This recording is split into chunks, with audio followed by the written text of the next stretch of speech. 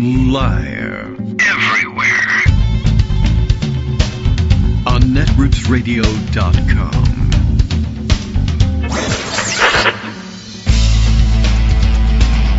David Waldman. Kagro.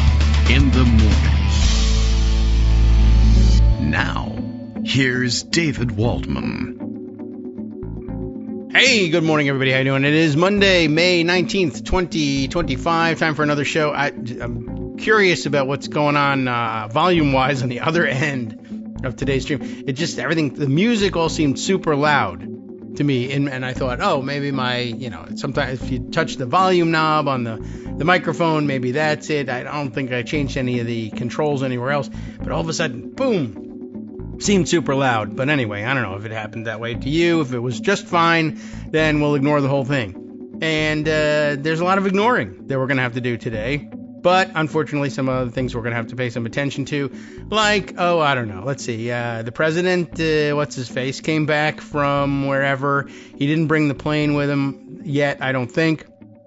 And mostly, I don't know. I guess that sort of faded from view, even though he keeps insisting that he's going to take this damn thing, and it doesn't make any goddamn sense. But we'll see whether he tries to pull this stunt. I think he may have taken the McDonald's trailer with him, though. I'm not certain what the Sauds are going to do with that thing. Although they might want to just keep it in storage for every time he visits, and it might just be an annual thing for him now to make a pilgrimage there and collect some swag and loot and then I think he also spent most of the weekend claiming credit for investment deals, most of which, in fact, had already been inked in the Biden administration. But now they were super wonderful and happening under the Trump administration. And by the way, as it turns out, he talked to the really rich people, and they're going to invest more money than there is on the planet in the United States for sure, definitely. And all the economists looking at the thing, pointing out, one, these are very often old deals or that have been announced already.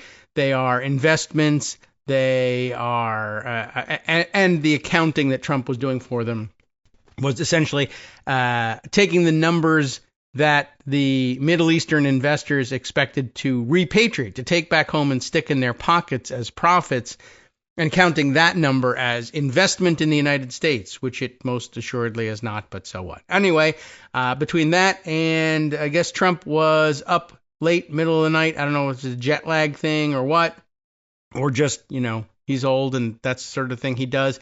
And he was up rage tweeting in the middle of the night.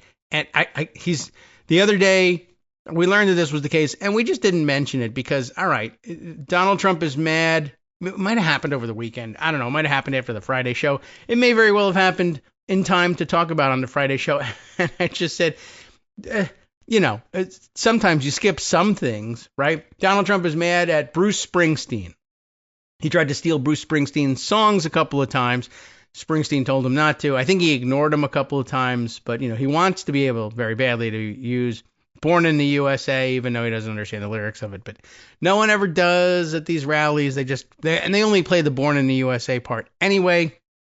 So for them, it doesn't matter. But then Springsteen had a concert. He's overseas. He said Trump would say, he said bad things about me. He said things about Donald Trump that are true and real. And that got Trump mad. And now he's also realized, he now remembers, I also hate another singer. There's another one I don't like. I mean, he actually spent weekend time, the president, you could do anything. He spent his weekend time saying, does anybody notice that after I said that Taylor Swift, something, and she isn't hot anymore, or what? I don't even know what the hell it was. And who knows what, I don't even know what sense of the word he's talking about. Anyway, he's on a tear against the musicians, and somebody must have got to him with the weird, warped legal reasoning that passes for legal reasoning in the White House. And so now Beyonce in the target as well, in the crosshairs, and he's got in his head that allowing the campaigns against him to use the music of these popular artists and their agreement to appear on stage at Democratic conventions or rallies or whatever amounts to an endorsement and therefore something, and it's an illegal campaign contribution, but also at the same time, how much did they get paid, which would make it not a campaign contribution. Yeah, right. So, all right, he's lost his mind.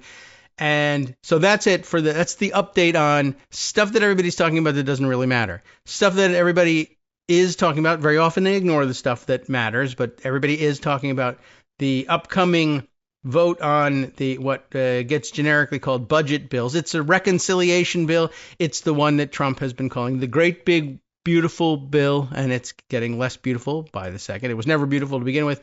It is getting bigger, though, and Republicans had enormous problems with it. Last week, Friday, they were trying to get it through committee and could not do it. They lost the committee vote. And here's how they're handling it this time. They made some deals behind the scenes, behind closed doors. That's where deals are made. I mean, that's not unusual, except that usually there's hearings and several months of understanding of what's in the bill before the deals are made. But that didn't happen this time. Quick markup and failure. And then they managed to get the thing through committee last night, which was Sunday night. So Sunday night, middle of the night, they had another meeting. Usually they're not working at that point. And all they managed to do was get the Republicans on the committee who were opposed to the bill to agree through some magic and I guess some changes in the bill to vote present so that in the end there was a literal, one vote, I think, majority for reporting the thing out. This only sends it onto the floor. These same Republican holdouts are still holdouts because they didn't vote yes. So they still have to get those votes on the floor. We're not quite there yet, but remember this whole thing is a reconciliation bill, so there's no filibuster in play in the Senate when it gets there. But now people are beginning to digest exactly how bad the impact on Medicaid is going to be, and it kind of looks like they're going to tear it apart. And other news, and now it's time probably for us to bring in Greg Dworkin because there's some medically slanted news, and I have this seems like this has got to be an appropriate fanfare for today. Let's try this. Ta-da! How's that? Is that enough? Oh, I love that one. That's a very understated one. That is my all-time favorite. That's even better than Imperial Margarine, which is my second all-time favorite. I think keeping it short, I think, is key. Although those long ones are kind of hilarious because when is this over? Yeah. Well, ta-da. Well, when I don't have any material, we'll do one of the long ones. 44 minutes. Please. Movement 1, movement 2, movement 3, that kind of thing. Yeah.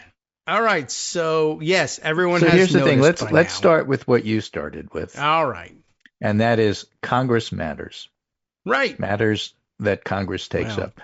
So, Congress does stuff. Sometimes it matters, sometimes it doesn't. Here's the thing.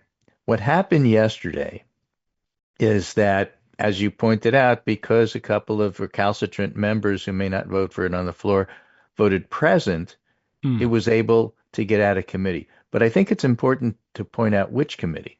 So this is the Budget Committee. Yes, them.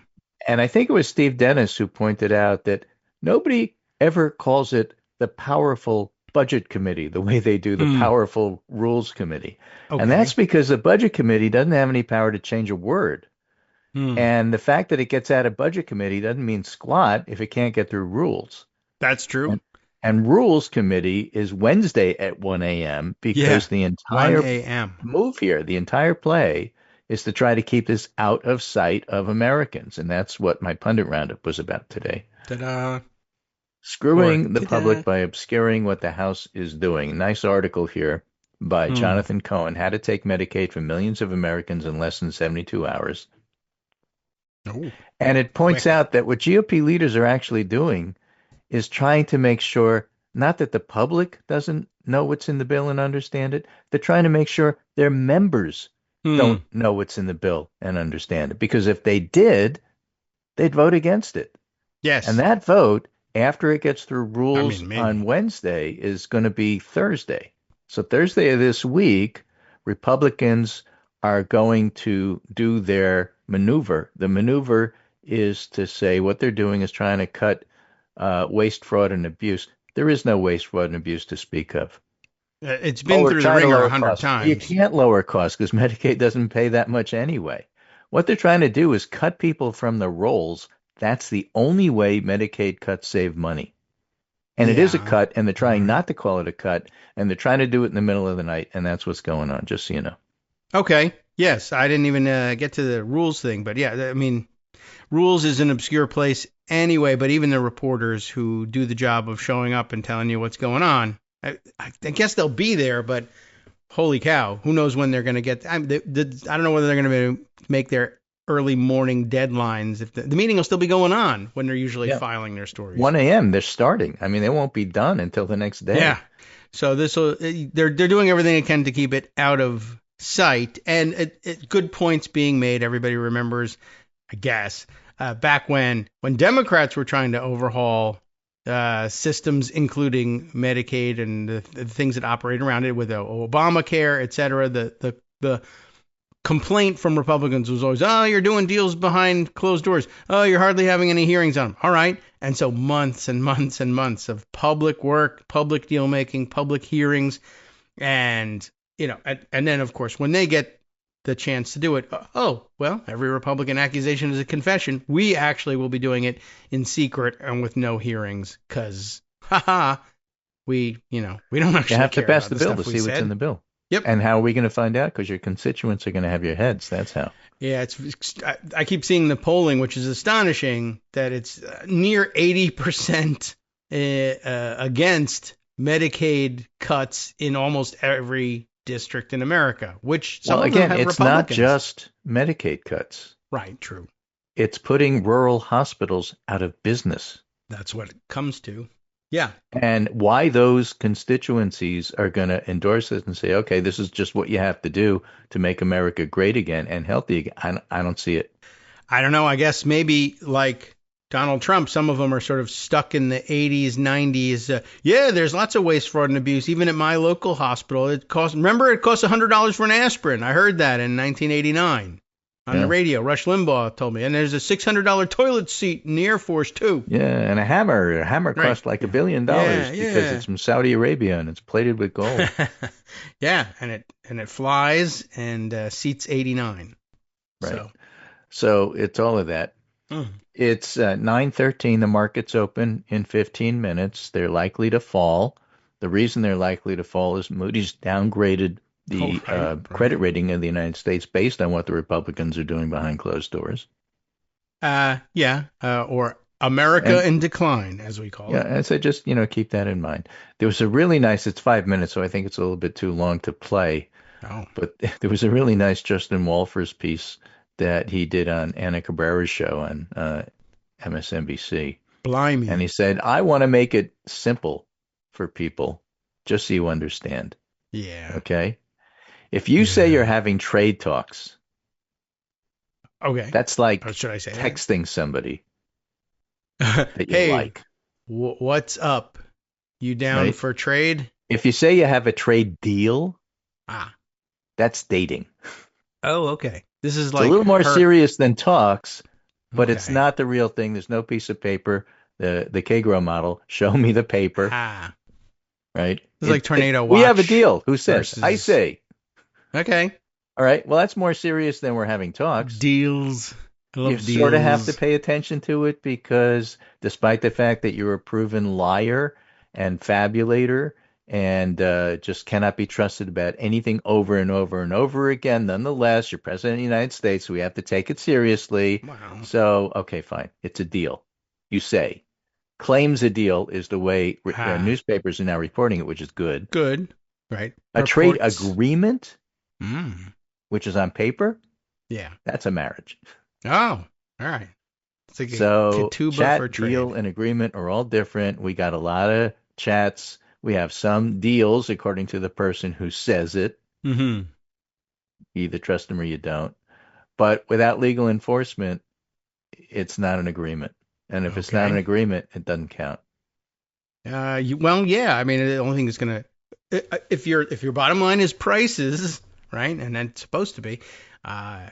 So keep that in mind, and that's important because people like Japan have finally figured out how to deal with Trump, which is to say, well, I'm not doing anything because you'll cave. Right. Putin figured this out a long time ago. The Saudis figured this out. I feel like Netanyahu figured this out finally. people are figuring out that, he's actually very good at getting people to the table by doing something like, throwing a bucket of ice water into the trade agreement conference room and getting all the papers wet on the table. Okay. And that makes everybody sit up and take notice and not just do things as usual. He's very good at that. Actually closing a deal, he's awful. Well, yeah. He's terrible. He's not a closer. And so just because you disrupt it doesn't mean it was good or that it's going to go the way he wants. And so that's why it's so important to, put your finger on what's an agreement and what's not an agreement. So I thought that was very, very helpful. That is, I think. It brought another metaphor to mind. I feel like he is walking around or standing over the bathtub of world trade with a toaster plugged in and talking about how you want since Pop-Tarts. we're on the topic of trying to compare trade to marriage. All right. This is from NPR. We're going to do a little international stuff. Oh. 5 years since Brexit, are Britain and the EU getting back together? Well, sometimes people give it a second go. As Britain and the European Union hold their first summit Monday since Brexit, analysts say it's less like a couple getting back together, more like exes realizing they still got to work together for the sake of the kids. Okay, that's surely possible. Sharing them during Thanksgiving break, or everybody has to go to graduation and sit together. We understand what's going to happen the next year, but the kids are only 9, so we really need to look forward and make a 10-year deal here. It's your weekend, and for that's soccer. That's what's going on between the UK and Europe. And what's interesting is Keir Starmer is constrained by the fact that Nigel Farage is a political force with his Reform Party and popular enough so that if he completely said that Brexit sucked, we all know it, we're just tearing everything up and going back to the way it was, he'd be vulnerable on his right flank. Oh, so what he's doing is trying to move on and make a new agreement, which is almost the same thing, but not quite the same thing. Well, they do have a template. And the reason that they were able to at least get this far, basically, is the same reason that Pope Bob is Pope Leo XIV. A word on that in a minute. And that is that no matter how much you think you have your philosophy nailed down, including maybe never give the United States more than it already has because it's too powerful, the war in Ukraine and the Trump administration are just throwing all of that out the window. Oh. And given the fact that Trump is rethinking old alliances, including the special relationship with the United Kingdom, Britain and the EU, as NPR puts it, are realizing they may need each other more than they thought. And so even though they don't want to get back together, they have a whole bunch of neologisms for it. Oh. Regret. Regrexit. Okay. Resignation. This is harder to do than, Brexit was catchy. It was a bad idea. Bad idea, but a decent catchphrase. Trying to fix this, reverse it. I don't know, but okay. So what doesn't do? So Starmer's calling it a reset. Okay. He was against Brexit. The Labour Party was against Brexit. That's okay. That's established. All right. But he's already being, by the tabloids, accused of selling out to the EU because there's still resentment that in the old agreement, if you were French or Belgian, God forbid, you could move freely through the UK, right? Because movement between countries was allowed. And that's what led to the we have to control our borders sort of thing, which got Brexit passed. So that's not going to go back to the way it was. But trade will. And so how they figure that out and how they do that. Yeah, I don't know. It's going to be complicated. You can write it any way you want, I guess. But the founding principle of the EU was, no, all of these things are equally important, and it's not really all that helpful if you only are allowed to move, pork products or whatever. Right. Yeah, people need to Yeah. be, they're kind of big on this. They want to be able to move Plus around. the Northern Ireland problem, because whatever you do as part of the Right. UK affects them, and they are totally Well, dependent on EU trade. So, that's your problem, Britain. yeah. So immigration, says NPR, is still a contentious issue in Britain. A far-right anti-immigrant party called Reform UK, led by Trump confidant Nigel Farage, make big gains in England's local elections. Starmer, whose centre-left Labour Party has a large majority, has adopted some of the language. Some on the right accuse Starmer of going against the will of voters in that 2016 Brexit referendum. Front-page newspaper headlines accuse him of betrayal and selling out. But he'll get away with it because people really are sick of it. There really is regret. Yeah, well, it was super dumb idea. It was super dumb, and people understand that. I'm glad it caught on quickly that it was super dumb. Right.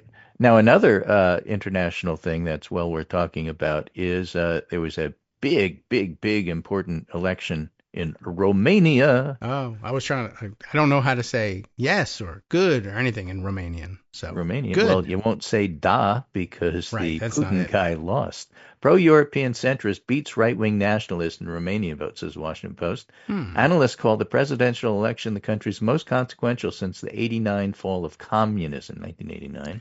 That was a big year for the fall of Romanian dictators.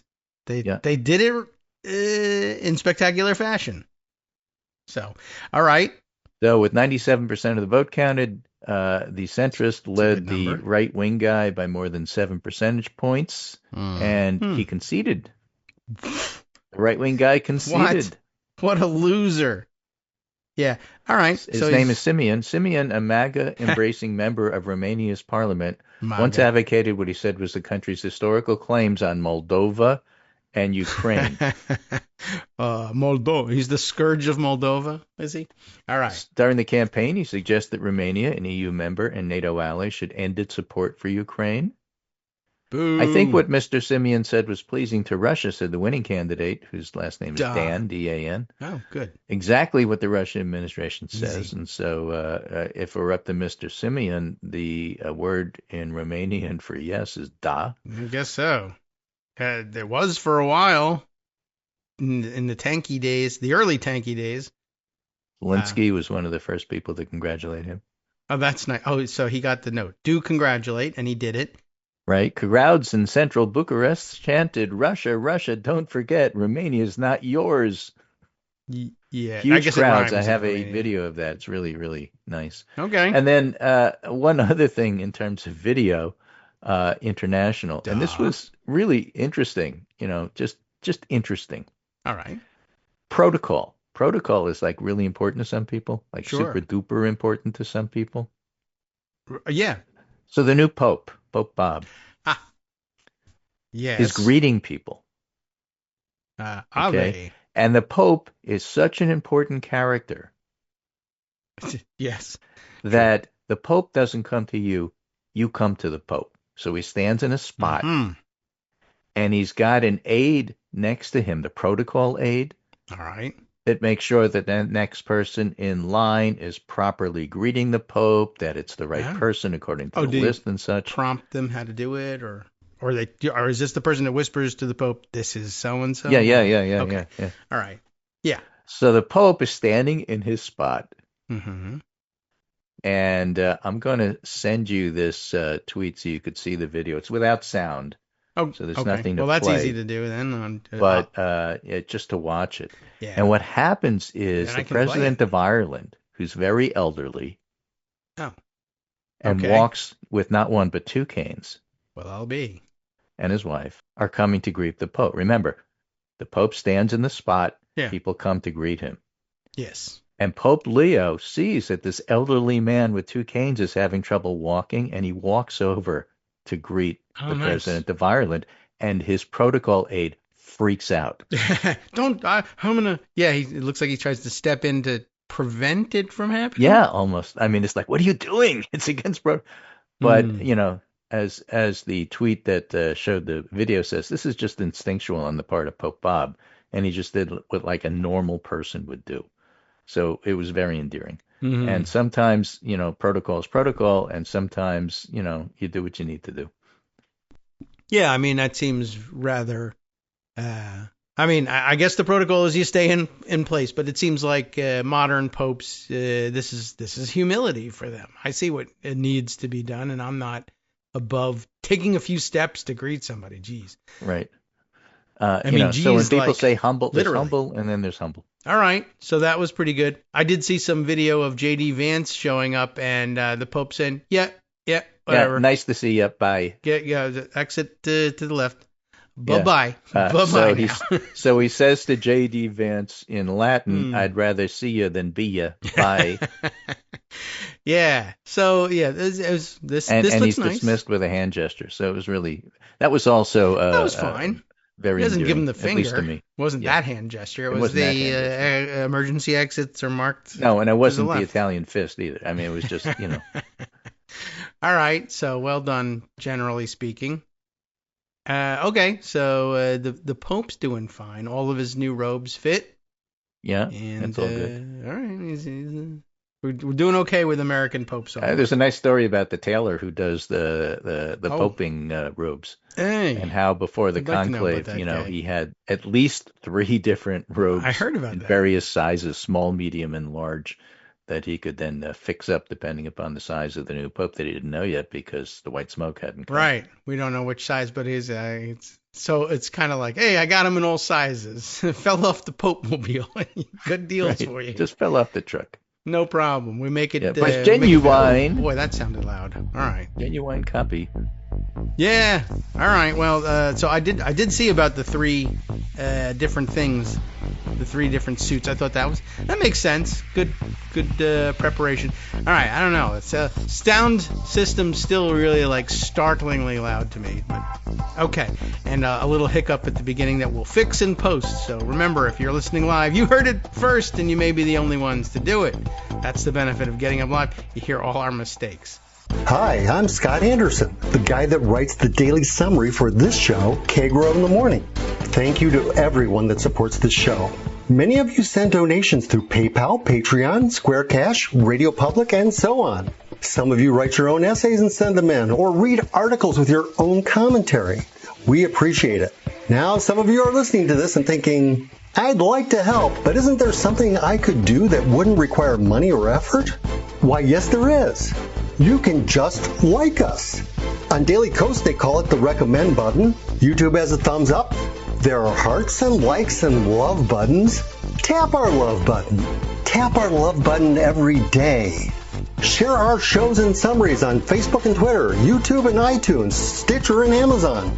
Most of these places allow you to write a review, so a sentence or 2 would be great. Recommend us to social media, or tell your friends to listen to the show. You aren't just helping us, you're helping them find their new favorite thing to listen to. You could change the world. So thank you in advance from me and everybody else in the world. All right, welcome back now to the Kagro in the Morning Show here on Netroots Radio. Let us continue. Greg Dworkin still here. Got a wide variety of articles still yet to share with us. What's up next in your opinion?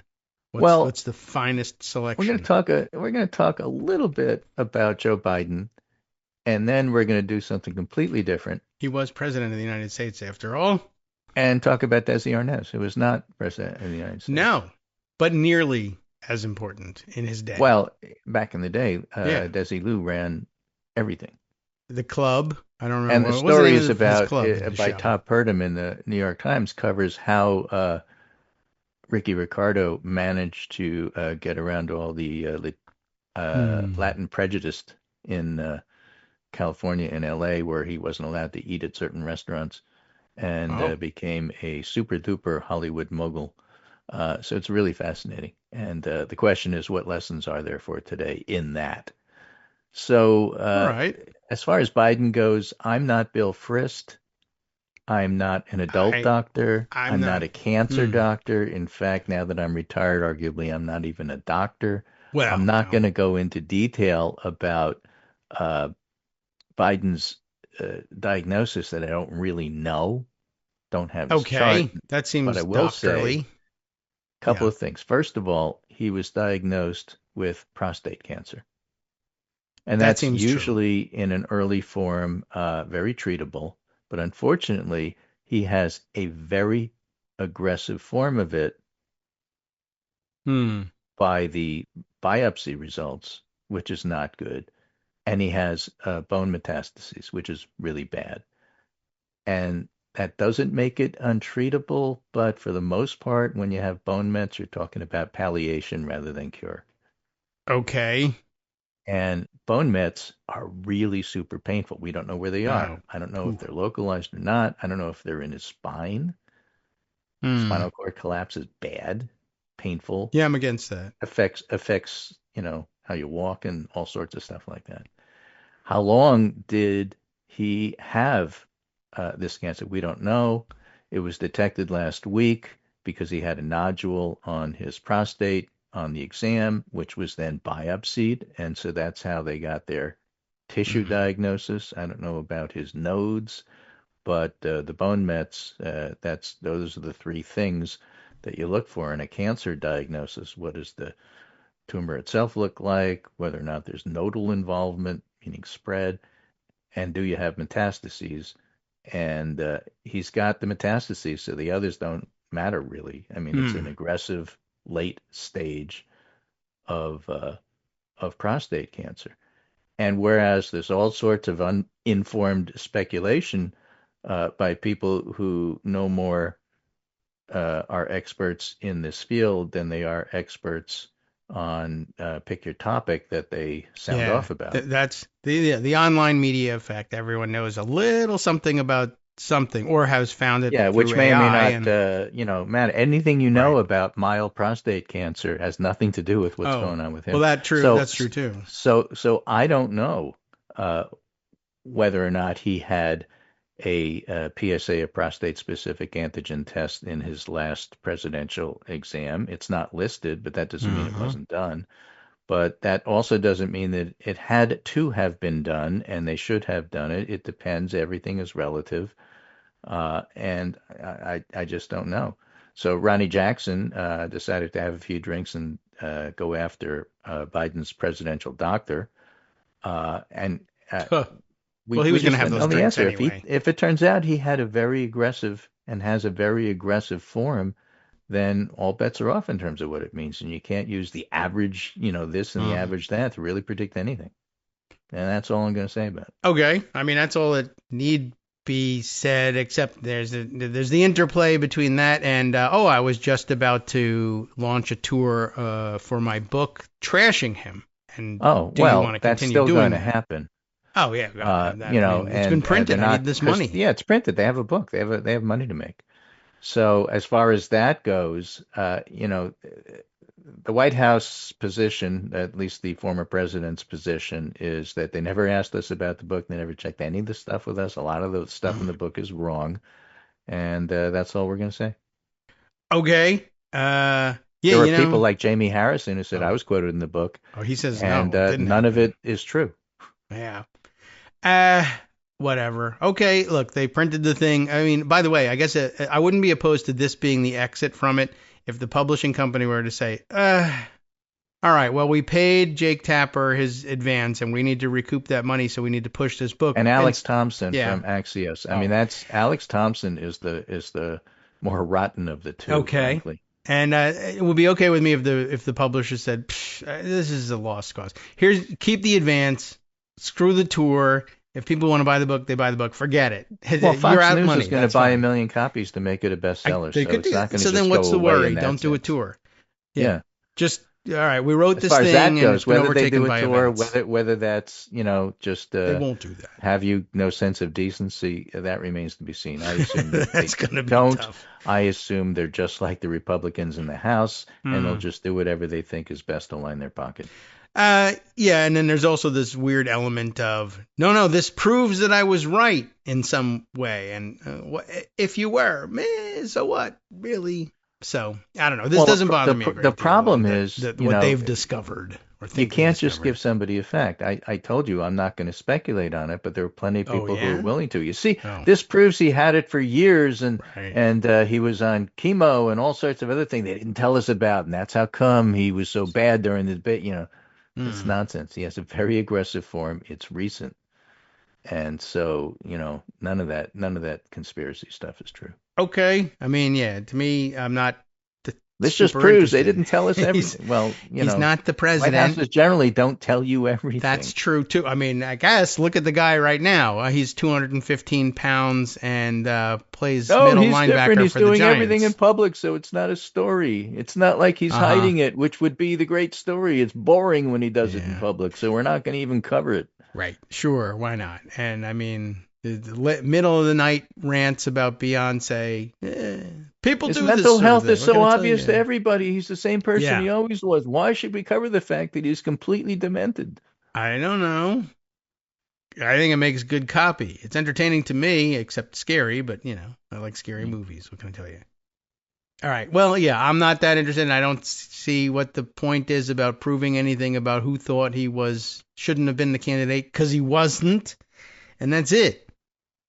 And if somehow, certainly if this conversation is supposed to be, well, see, then the Dems should have had a primary.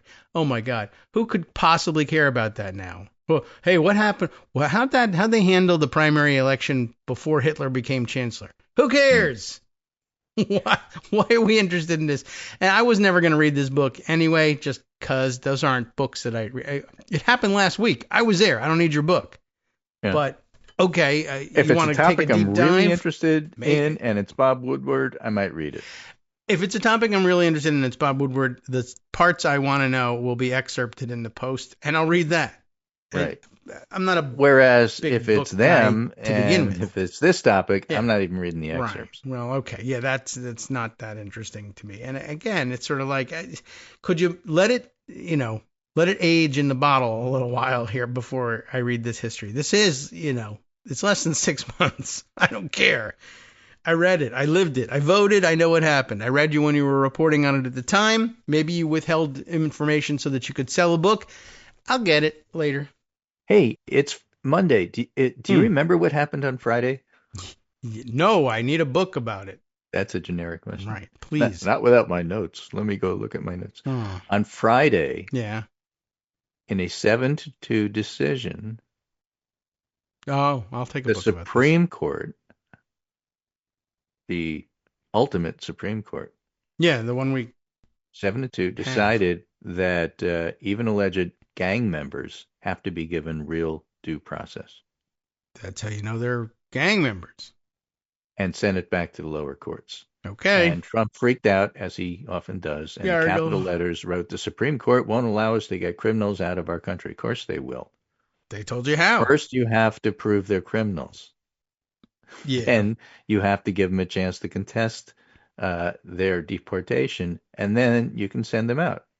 But you can't do it the way you're doing it. You have to give them due process. And what's gratifying is that it was a clear decision from the Supreme Court. And what's upsetting, as it always is guess who the two dissenters were? I can't imagine. Is it the one who doesn't know which way the flag goes on a flagpole? There's that. I can't imagine that it was Alito and Thomas again. Yeah. Well, I mean, you could pin that tweet to the top of your, Alito and Thomas dissent. It doesn't matter. It's just like, it's an evergreen. Right. Fire in the building. Everyone evacuate. 2 dissenters. I'm okay with it, but I know who the dissenters are. So that matters. That court they actually listened to, which is why Trump was upset. Maybe. Well, we'll see. Another follow-up to something that we covered last week. I'm happy to tell you, New York Times got around to it. Yeah, you don't see me writing One a book thing about it. helping Trump's approval rating, some people are not paying attention. Oh, true. Voters are more likely to approve of President Trump's job performance if they had not been following some of the major news stories of his first 100 days in office, a recent New York Times Siena College poll found.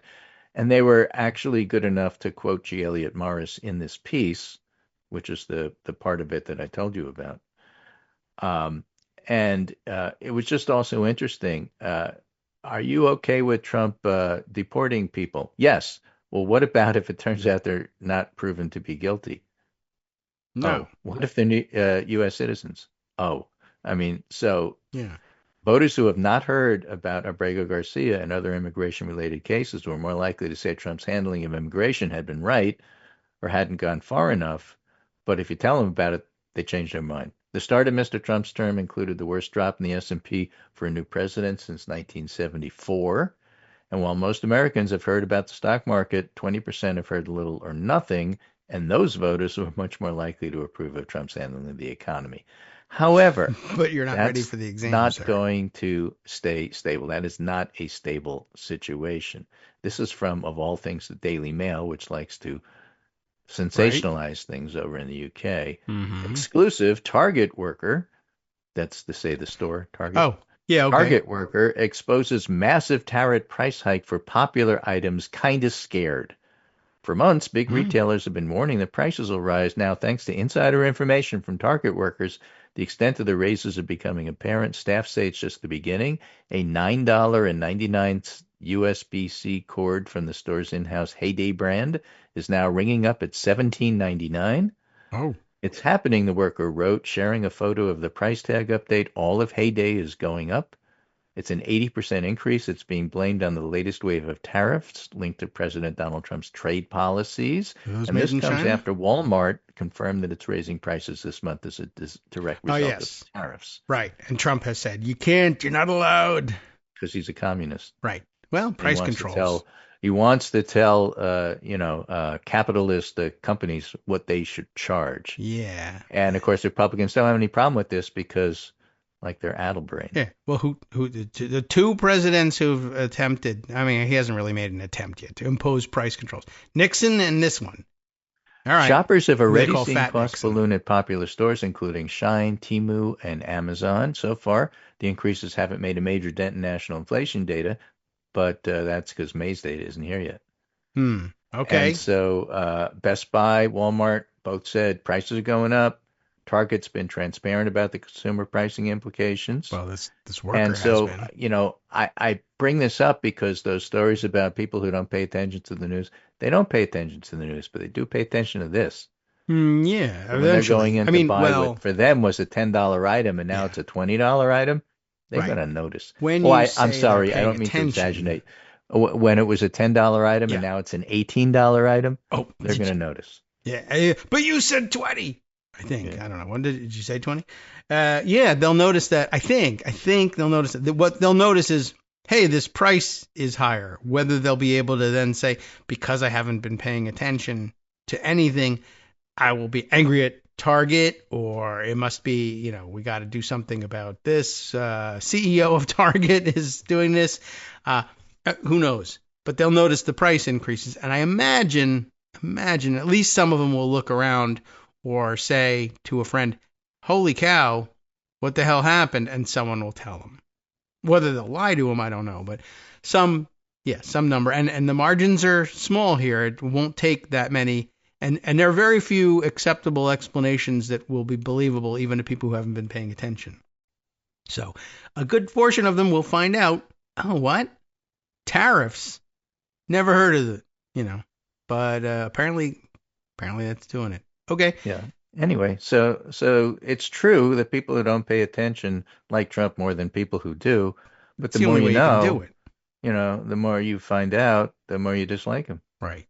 So, yeah, we'll see when, I guess, USB cords or whatever it was. Is that what it was? USB-C. That will certainly, that'll make an impact. Not everybody. I mean, I guess like John Deere tractors for certain people will be an issue. But, yeah.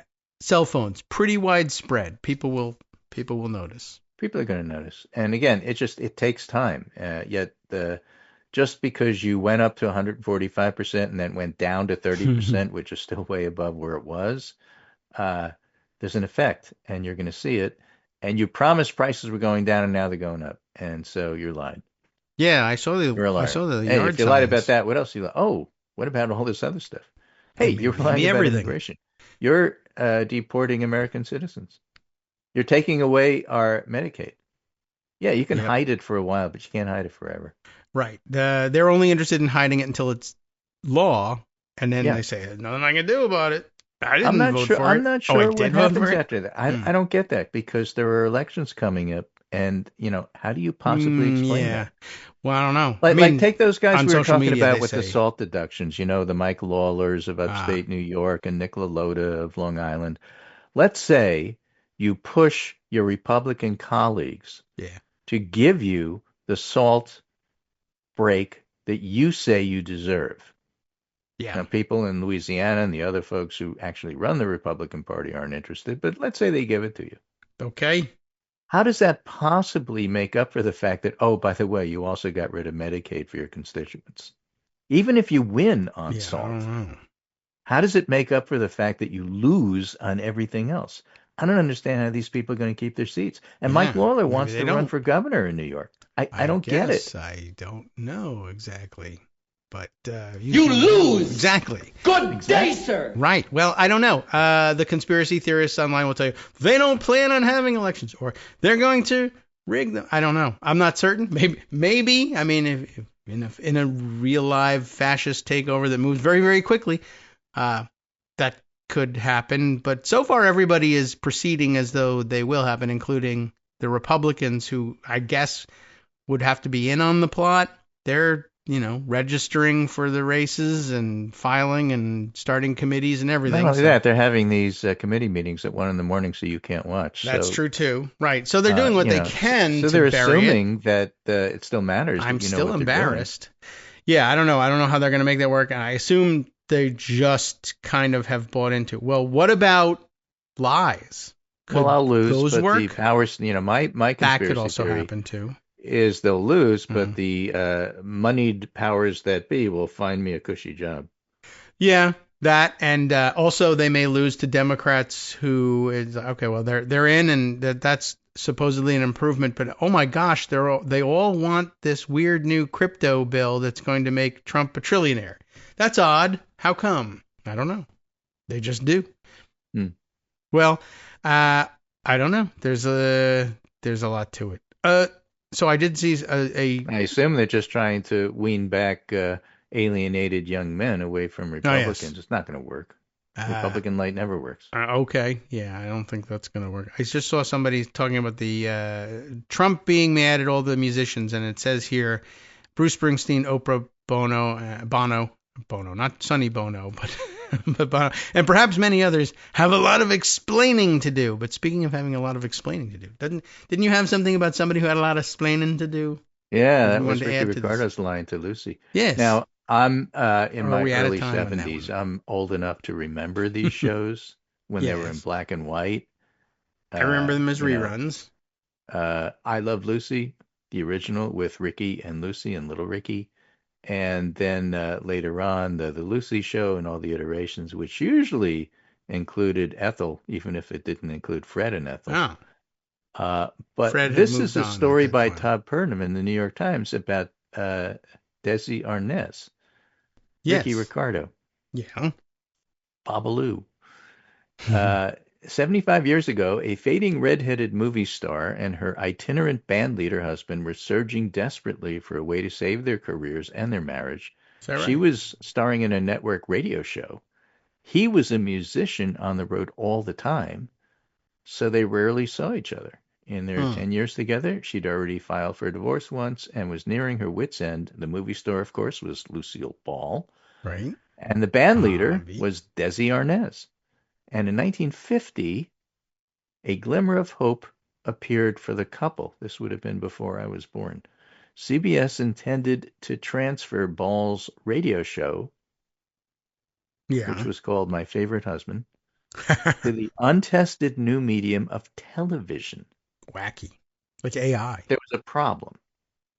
Lucille Ball wanted to make the move only if Desi Arnaz, who'd helped start the conga dance craze in nightclubs and fueled America's demand for Latin music after World War II, could play that husband on TV.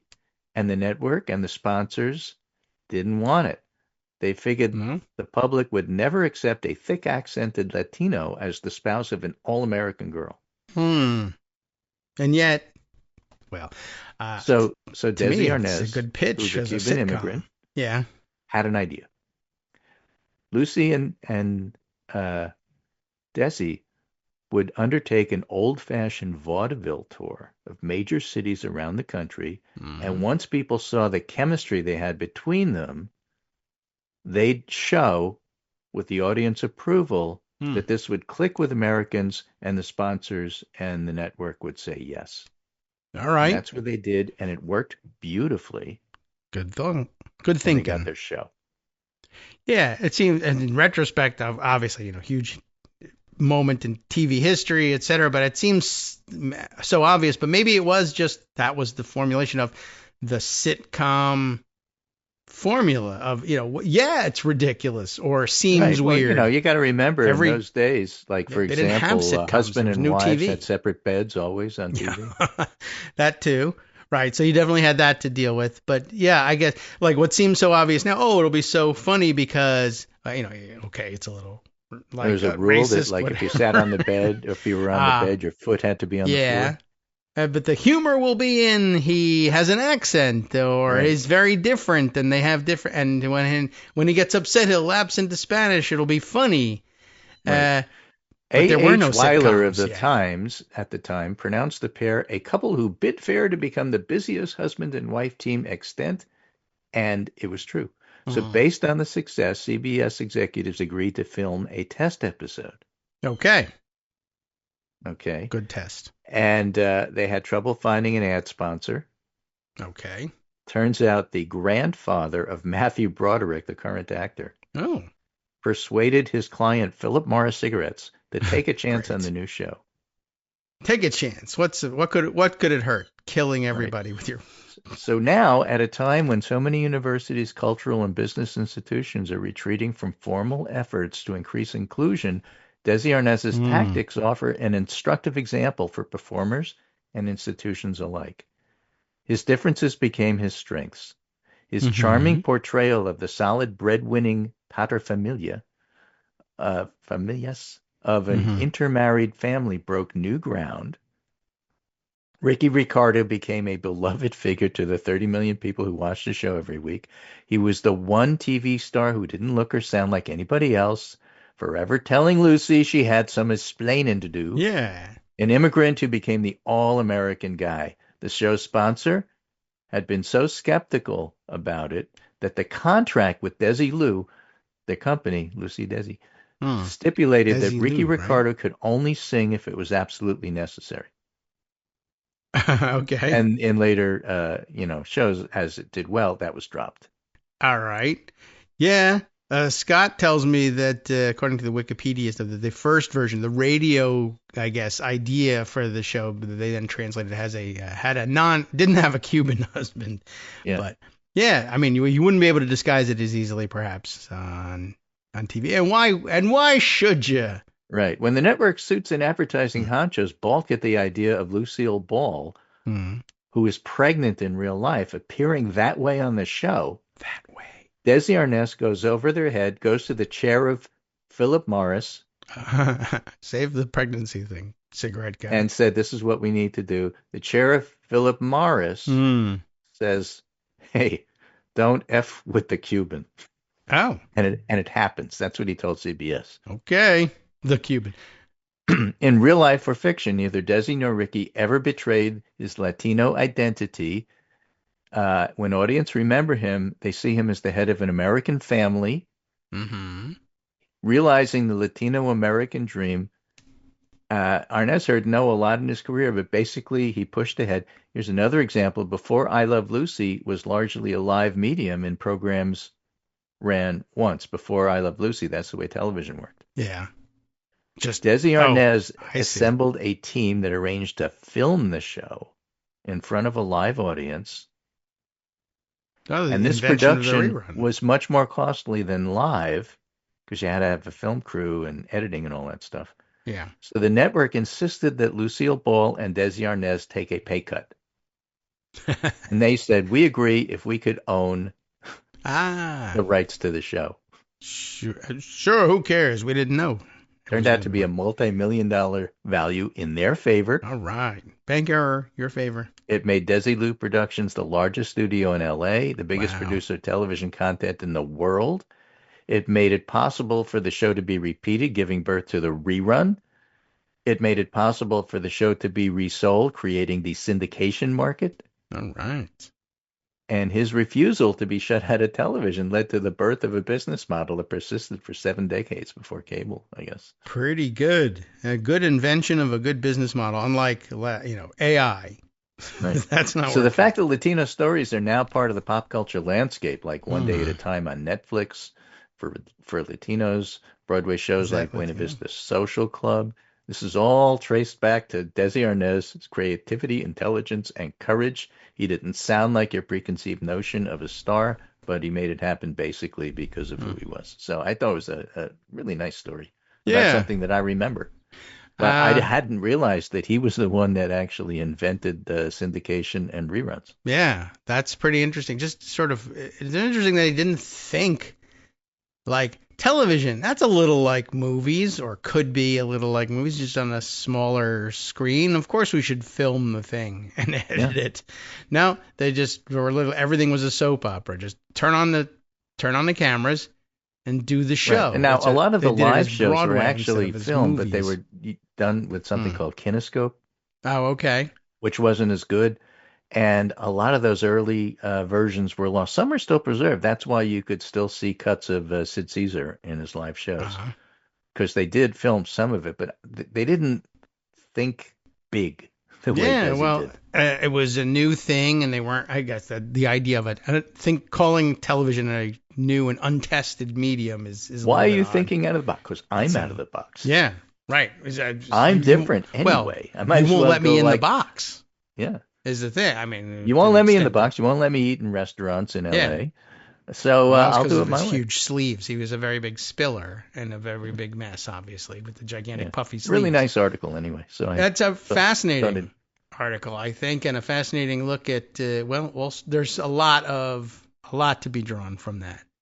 And on them. And by the way, I was wondering whether the Philip Morris guy was like, well, she's pregnant, huh? Well, I think they should have her on the show, but just make sure she smokes during the show. Exactly. Oh, my God. What? Yeah, well, we didn't know, although we probably should have figured. All right. Wow. Well, I like that article. That's a great point. And, as Bill in Portland, Maine points out, I guess without the invention of the film and rerun, no Star Trek TV series.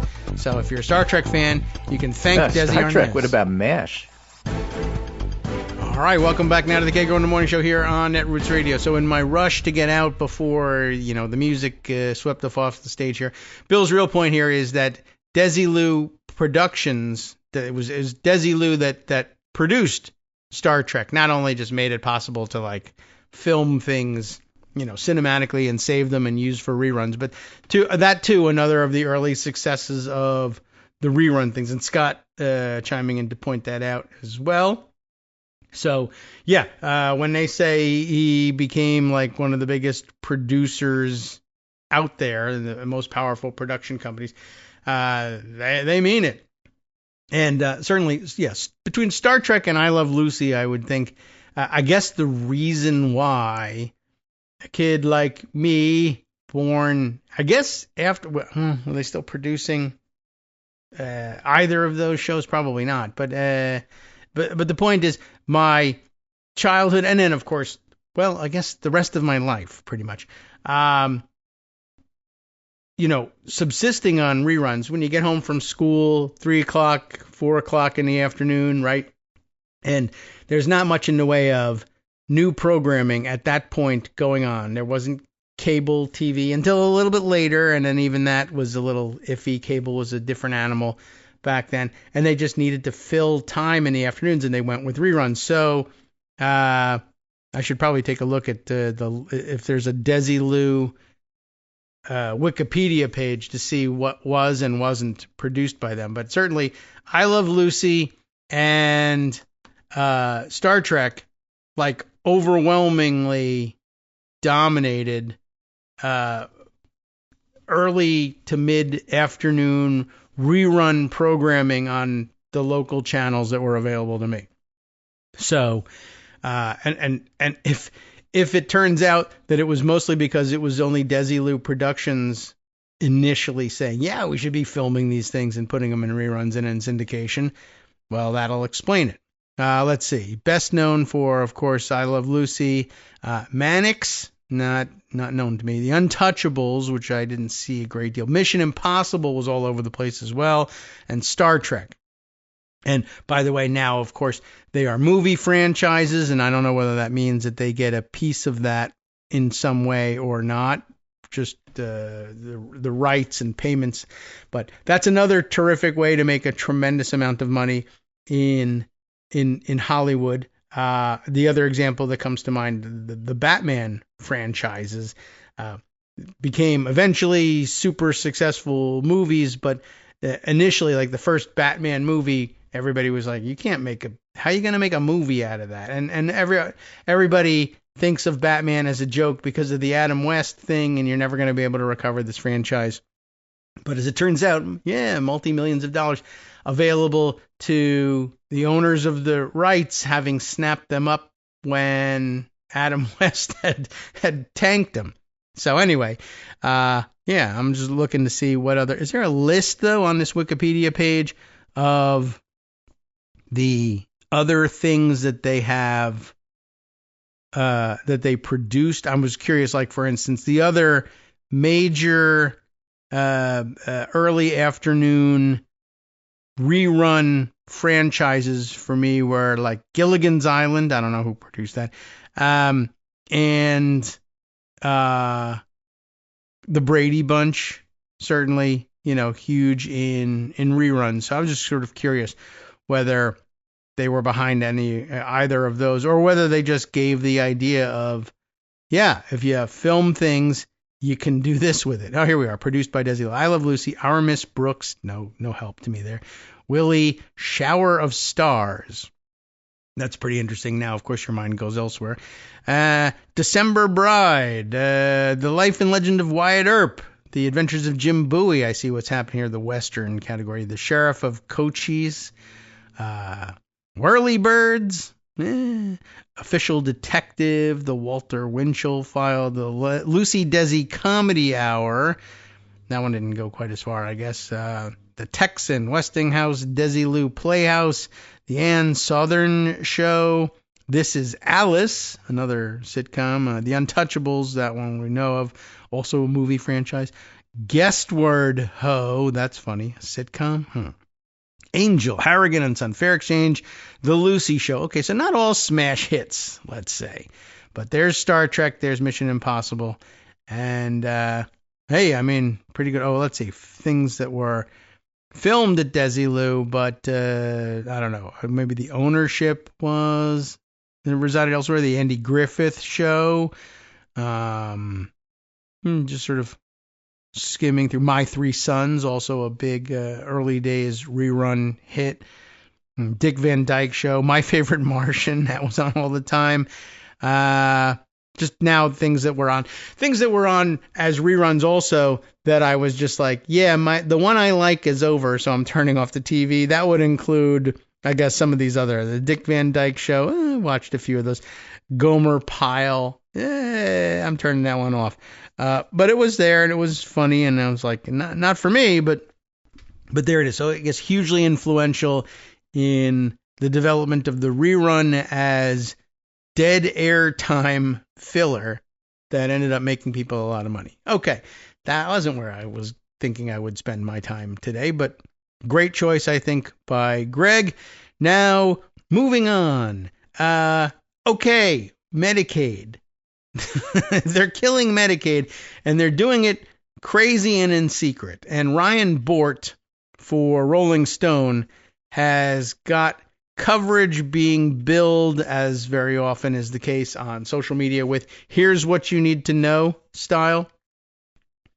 And I haven't been paying close attention, and so maybe this is a great way for us to catch up. Trump's plan to kick millions of Americans off Medicaid explained. And again, I'll reemphasize, as Greg did and as others are doing on social media and in their articles, Medicaid as a program has its tendrils everywhere. So to the extent that you might be thinking, well, I'm not, quote unquote, on Medicaid, yes, you are.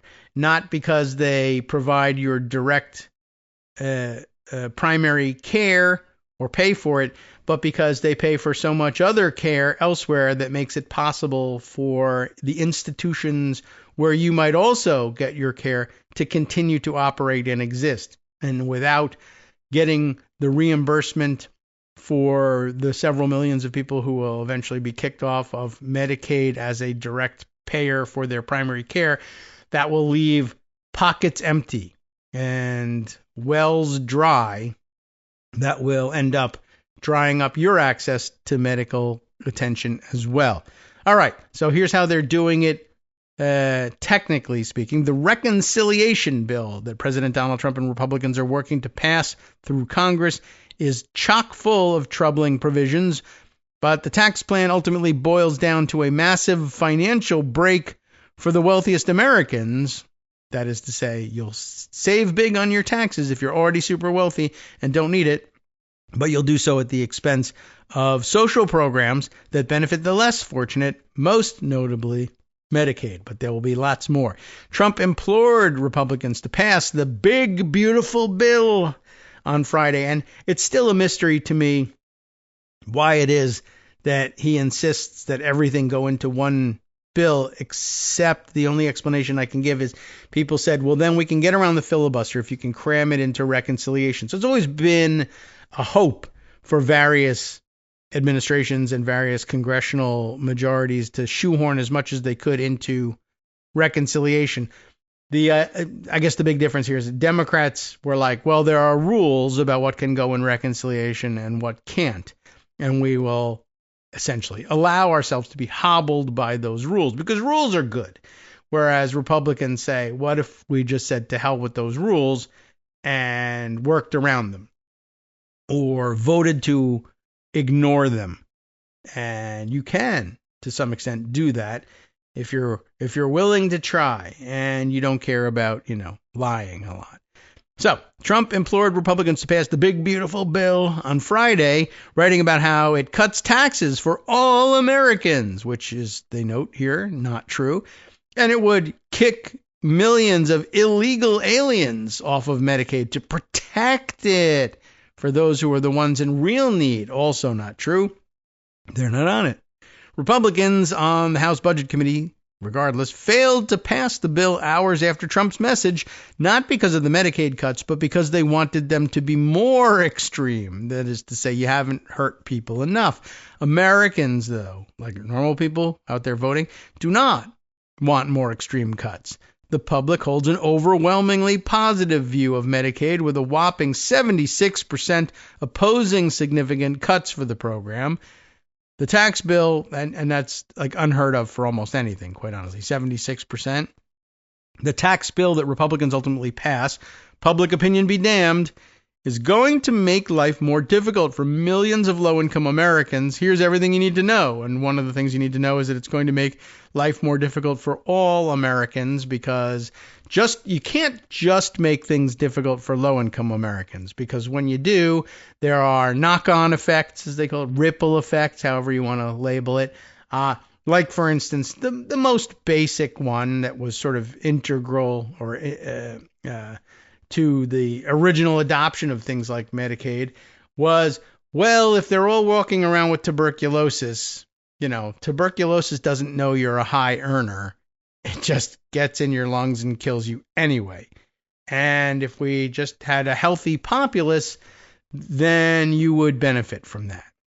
And you do, and then people forget. And it's like it is with vaccines. Polio's gone. We don't need to vaccinate anymore.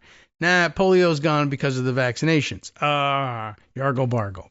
Anyway, so backgrounder, what is Medicaid, you might ask? Probably you wouldn't ask that, but if you know someone who does and you're at a loss for words, you can tell them this. Medicaid is a government program that provides health insurance to low-income Americans, which is, of course, what makes it so vulnerable, as well as those with certain disabilities and otherwise limited resources. Medicaid programs are funded by both state and federal money, with each state operating its own programs in accordance with federal rules and regulations. And you know how much they hate those. There are over 70 million Americans enrolled in Medicaid, over 1/5 of the nation's population. We've impoverished them so that AI moguls can have an extra $17 or $18 billion. This will happen. Medicaid is not to be confused with Medicare, although Health and Human Services Secretary Robert F. Kennedy Jr. recently mixed up the programs when he said that Medicaid is, quote, fully paid for by the federal government. Medicare, not Medicaid, is in fact fully funded by the federal government and provides health insurance for Americans over 65. That's the chief basic difference. Kennedy also claimed that Americans enrolled in Medicaid are upset about high premiums and deductibles, which is weird because most Americans on Medicaid don't have to actually make premium or deductible payments. RFK Jr.'s confusion doesn't necessarily mean the program is inherently confusing, but it certainly can be, given how much it can differ state to state. Well, how are Republicans cutting Medicaid? Well, I'll tell you, because Ryan Bort did. Republicans are planning to cut $880 billion from the budget of it says the budget of the Energy and Commerce Committee's budget, which oversees Medicaid. One way Republicans want to, and by the way, honestly, without even understanding much more, you tell me whether there's a way to cut $880 billion from anything without pretty much wrecking it. I mean, you want to make it a kitchen table issue or simple enough for people to understand, even if they don't follow politics. You're going to tell me you can cut almost $1 trillion from something and still make it work like it used to? No. One way Republicans want to cut costs is by limiting what they call provider taxes, which states use to help pay their share of Medicaid costs, with payments going to local healthcare providers like hospitals and doctors. Exactly who you would think. Rolling Stone, but that's waste, fraud, and abuse. Paying doctors. Rolling Stone reported on the industry-wide concern that freezing these payments could force some rural hospitals to close, and rural hospitals would be the most at risk in all of this. And who's served by rural hospitals? MAGA, but what do they know? Republicans also want to cut federal Medicaid funding to states that provide care for undocumented Americans and require Americans at or above the federal poverty level, because once you pass the poverty level, you're rich. Require them to pay out-of-pocket costs for services that they didn't have to pay previously, because they're poor and really can't afford it. Oh, you're above the poverty line, though. Yeah. Do you know what the poverty line is? It's pretty low. The primary way Republicans are going to cut funding for Medicaid, however, is by wrapping it in as much red tape as possible in order to reduce the number of Americans who are enrolled. So again, here, the genius plan for improving America is, if we can't kick you out of Medicaid, what if we made it as hard to navigate as private insurance, such that you would stop going to the doctor and trying to get it covered? Maybe that'll work. That's actually increasing the waste, fraud, and abuse. Of course, that's their plan. We're not going to reduce waste, fraud, and abuse to save money. We're going to increase the waste, fraud, and abuse such that you will give up, and that's where the savings will come from. Wow, that's great. What's going on with work requirements? What about that? It's already difficult enough to secure and maintain Medicaid coverage, especially for sick and disabled Americans. Trump and Republicans want to make it more difficult. Isn't that great? Okay. The crux of the cuts lies in what Republicans are calling community engagement requirements. Not work. Community engagement, which is a nice way of saying they want to put up a series of barriers to coverage that will inevitably result in Americans getting kicked off the program. The bill calls for Americans to prove they work at least 80 hours per week in order to qualify. What? Is that right? 80 hours per week? That seems like a lot more than most people would have thought. You were like full-time employed at 40 hours a week. So the bill calls for Americans to prove they work at least 80 hours per week in order to qualify for benefits. Work twice as much as, normal Americans, for whatever that might be worth. It also requires them to verify that they are qualified twice annually. So every time you go to the dentist, I guess, you have to remember, change the batteries in your fire alarms, go to the dentist, and prove once again that you're actually qualified for Medicaid and working 80 hours a week. Shoehorn that in. Medicaid is subject to strict income caps, which vary by state, but suffice to say, recipients are not allowed to make enough money to, live. By adding work requirements, Republicans are ordering Medicaid recipients to work, but not for too much money. You got to work 80 hours a week and be sure to still be in poverty in order to get these benefits. States already check recipients' income levels once annually. And it's a great way to reduce waste, fraud, and abuse? Do it twice. Wow. That's more red tape, not less. States already check recipients' income levels once annually, and this process frequently results, by the way, in eligible beneficiaries losing their Medicaid coverage for administrative reasons, such as if they failed to respond to a phone call or a piece of mail. Studies have shown that work requirements don't actually result in more employment anyway, in part because Americans on Medicaid are already working. Health policy group KFF published a study earlier this year finding that in 2023, 92% of adults under 65 on Medicaid were working, or if they were not working because of school attendance, caregiving, or a disability, while the other 8% were retired, unable to find work, that'll happen from time to time, right? Or not working for other reasons. Republicans are pushing the idea that millions of Americans are sitting on their couches, snacking on junk food and laughing as they collect free health care. But this is simply not the case. So we got to lie a lot. The fallacy of the Gop's rhetoric about work requirements is exemplified by Luke Seaborn, a 54-year-old Georgia man whose maddening journey with state health care was highlighted by ProPublica. Georgia currently has a work requirement for Medicaid coverage, and the state used Seaborn, a mechanic, as one of the faces of the program. Seaborn advocated for the program on camera when it was introduced, but he's since been booted from it twice due to bureaucratic obstacles. Like, I guess I'm MAGA enough to say, yeah, they should definitely have these work requirements. It's only fair. After all, I work. Oh, yeah? Well, administrative error, you're kicked off of the program. Damn it. I worked 20 hours just to get myself reinstated. Do so. But I got booted off again. Maybe these aren't great ideas.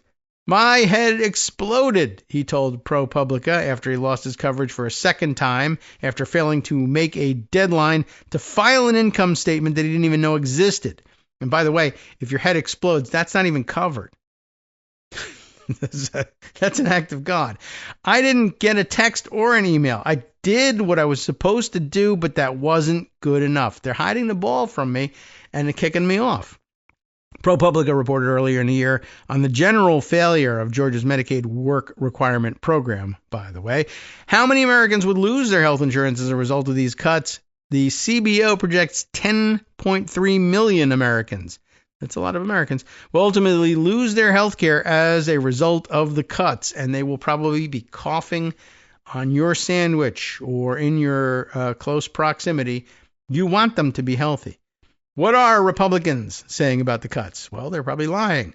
The New York Times recently published an op-ed by Robert F. Kennedy Jr., Centers for Medicare and Medicaid Services Administrator Mehmet Oz, Dr. Oz, and Bobby Kennedy Jr. getting together with, by the way, Agriculture Secretary Brooke Rollins and HUD Secretary Scott Turner, putting their heads together, in which the top Trump officials argued that the government is being too generous and that too many Americans are mooching off welfare programs like Medicaid, say this particular collection of billionaires. Republicans in Congress have been making similar arguments, so another collection of billionaires. We've got some able bodies who really should not be on there or should be able to go to another insurance product that would help them have health insurance, says the very erudite Representative Buddy Carter of Georgia, not Virginia, Carter did not explain where exactly those people should get health care otherwise, although he did say he wants to, quote, make sure everybody has access to it, which is a touching sentiment. The person we're taking it away from is the able-bodied adult with no children who refuses to work. That guy sucks. I should definitely take it away from him. That's Dan Crenshaw. Is that right? Oh, yeah. Is that the eye patch guy? Is that right? There's a typo here, spelling his name Crenshaw with an extra W in there. But all right, anyway. A gross misrepresentation, obviously, of the effect of the cuts.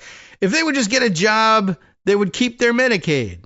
It's easy. It's a why don't you justism for Medicaid. Greg Murphy, Republican of North Carolina, has argued that the government needs to raise the bar on what constitutes a disability. You got a leg, hop to work, I guess. Murphy, a doctor, complained specifically about 2 of his own patients. Why didn't he kick the crap out of them if they're such bad guys? Well, what's wrong with you, Murphy? All right, who are his 2 patients that he hates so much? One is a 48-year-old woman that he said is hard of hearing, but could hear his questions thanks to her hearing aids. What a jerk, a moocher. These are difficult challenges to overcome, but they are no reason someone should be on Medicaid, disabled, and not working, he said, adding, I don't personally think they are disabled. Well, they can't hear you unless they have a hearing aid. That's a disability. I don't know what the F is this guy thinking about. There are some, who's the other one? We don't know. The other one is probably an even dumber example. There are some Republicans who seem to understand the reality of Medicaid cuts, which is that millions of Americans, including working Americans, will lose their health insurance. For instance, believe it or not, Josh Hawley wrote an op-ed for the Times which bashed the corporatist Republicans who prioritize corporate giveaways and deep cuts to social insurance. This doesn't mean he's smart or right or a good guy, but he's making a calculated decision here. Right? This will make a lot of people poorer, sicker, and madder, and they will punish maybe me or other Republicans for it. Republicans need to open their eyes, Hawley wrote. Our voters support social insurance programs. More than that, our voters depend on those programs, and there's a reason for this that Republicans would do well to ponder. Our economy is increasingly unfriendly to working people and their families, so overthrow the government somehow. Also fits into his philosophy. What are Democrats saying about the cuts? Dems, at least some of them, are livid over the cuts. Frank Pallone of New Jersey, top Dem on the Energy and Commerce Committee, railed in a statement that in no uncertain terms, millions of Americans will lose their health care coverage. Hospitals will close. Focus on that. If you don't like the people, focus on the hospitals. Seniors will not be able to get access the care they need. Premiums will rise for millions of people if this bill passes. And it's not premiums having to do with Medicaid. It's premiums having to do with everything else. There's less money going into the healthcare system than ever before because of the Medicaid cuts, and they're going to need to make that money up elsewhere. Prices will rise. It's basically like a huge 145% tariff on healthcare, if you think about it that way. This is not trimming fat around the edges. It's cutting to the bone, he wrote, and maybe cutting out some of that bone, I would guess. The overwhelming majority of the savings in this bill will come from taking health care away from millions of Americans. Nowhere in this bill are they cutting waste, fraud, and abuse. They're cutting people's health care and using that money to give tax breaks to billionaires. If it's not infuriating enough that they're just eliminating health care for people. Bernie Sanders sparred with HHS Secretary Kennedy over the bill during a hearing earlier this week. We can do it in his way. You cannot deny, no, not really yet. You cannot deny it's a disaster. That much we can say. But he would be saying you cannot deny that the top 0.2% will get $235 billion in tax breaks while we cut Medicaid. And I don't even know if he's interested in denying that. Sanders said this, of course, in response to Kennedy trying to argue that the bill will benefit low-income Americans by, well, of course, Kennedy believes that modern healthcare is probably bad for you. So we're helping low-income Americans by telling them, get off your addiction to having healthcare. Go swimming in polluted water. Pete Buttigieg hasn't minced words either. Right now, front and center, we need to be talking about Medicaid so we're doing it. He said this week, as we speak, congressional Republicans and Donald Trump are preparing to take Medicaid away from millions and millions of Americans. The impact on health, on poverty, the economy, on their lives is enormous. Absolutely true. No denying it. There isn't a ton that Democrats in Congress or elsewhere can do to prevent the bill's passage, though. That's the bad news, which is why Republicans need to ram it through now while they still have a majority, though we might have hoped for more, I guess, Republicans to, forego vaccination and swim in polluted waters and get sick and miss the votes or drop dead in office and not be there to find the votes to pass this thing through. But that's the reality of it. And the first test of it comes as they try to shoehorn this into the floor schedule on the House side later this week. No filibuster available on the Senate side, though. We'll talk about that perhaps in our next segment. Hi, everybody. It's me, David Waldman. Yes, the same guy who interrupts you all the time. Interrupting you one more time just to tell you again, another reminder that your contributions are what keep this show on the air, and Patreon.com, Patreon.com, is still among the easiest ways to make the sustaining subscription donations that keep us afloat. Are you ready for the pep talk about how our Patreon campaign is still going strong and growing? Well, too bad. Yeah, the plain fact is we actually are headed in the wrong direction, and whereas we once had about 175 monthly patrons, we're now actually down below 150. Time to recruit some more. Not exactly the kind of news I wanted to share, but there it is. For those of you in a position to support the show, Patreon.com does make it easy to make those secure, recurring monthly contributions to do so. Patreon.com/KagroX gets you straight to our donation page. We've been through a lot together. The worst of the pandemic, we hope. The worst of the insurrection, we hope. So go ahead and treat yourself. You don't need an excuse. Give yourself the gift of a little something you enjoy in life. Support the show. And of course, if you happen to prefer using PayPal or even the Square Cash app, we're up and running on those options too. So thanks again, everyone, for all your support. We couldn't, or at least shouldn't, do it without you. Hope you'll be on board soon too. Thanks for all your support. Alrighty, welcome back to the Kagro in the Morning Show here on Netroots Radio, and to the end, Ryan Bort's piece in Rolling Stone trying to give us the basic catch-up on Medicaid. Not catch-up like you would throw against the wall, but you get it. Where were we? When we just left off, we were talking about how there's no barrier to this bill in the Senate filibuster. Although I would suspect that you could probably hold things up a little bit with my guess is that they will find that there is a lot of objectionable, non-reconciliation eligible elements to this bill.